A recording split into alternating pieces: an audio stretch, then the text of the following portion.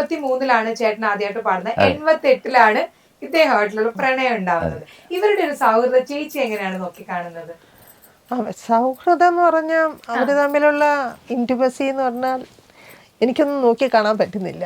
വേറെ അത്രയ്ക്കും അവര് തമ്മിലുള്ള അത്. പക്ഷെ അതിലോട്ടൊന്നും ഞാൻ പോയി അന്വേഷിക്കാറോ അല്ലെങ്കിൽ അവര് പ്രൈവറ്റായിട്ട് സംസാരിക്കുമ്പോഴേ ഞാൻ പോയി ചോദിക്കാം എന്താ സംസാരിച്ചത്, അങ്ങനെയൊന്നുമില്ല. അവർക്ക് അവരുടേതായ സ്പേസ്, അവരുടേതായ ഫ്രണ്ട്ഷിപ്പ് ആണല്ലോ.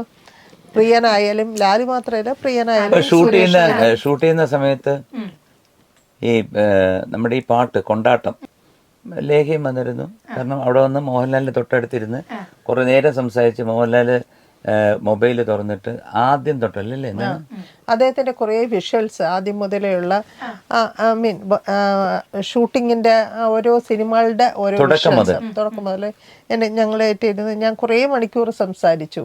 അതൊക്കെ ഒരു എന്താ പറഞ്ഞ അത്രയ്ക്കും ഒരു സൗഹൃദത്തിന്റെ അതിന്റെ ഡെപ്താണ്. കാരണം അദ്ദേഹത്തിന് ഒരു നടന എന്നുള്ള ആ ഒരു ഇതില്ല. Very close. നമ്മള് അടുത്തിരുന്ന് സംസാരിക്കുമ്പോഴ് നമുക്ക് അദ്ദേഹം ഒരു നടനാണെന്ന് തോന്നത്തില്ല.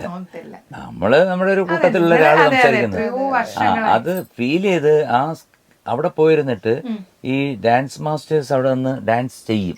അപ്പൊ ഓപ്പോസിറ്റ് ആയിട്ട് ശോഭനയും മോഹൻലാലും ഇങ്ങനെയാണ് എല്ലായിടത്തും നടക്കുന്നത്. ഇത് കാണും, കണ്ടോണ്ടിരിക്കും.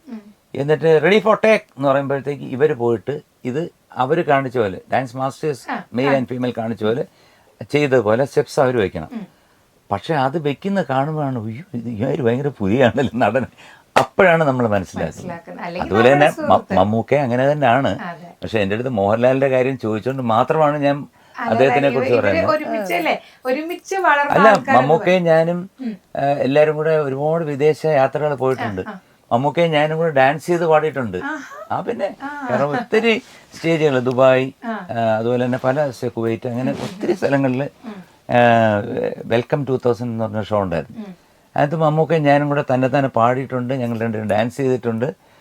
അദ്ദേഹത്തിന്റെ പടത്തിൽ പാടിയിട്ടുണ്ടല്ലോ, ബ്ലാക്ക് എന്നുള്ള പടത്തിൽ ഒരുപാട് പാടിയിട്ടുണ്ട്. പക്ഷെ കൂടുതലും മോഹൻലാലിന്റെ ഇതുമായിട്ടാണ് എൻ്റെ വോയിസ് ചേർച്ച വന്നത്. പക്ഷെ ഇപ്പം അങ്ങനൊന്നുമില്ല. എല്ലാവർക്കും ആർക്കും വേണേലും പാടാം.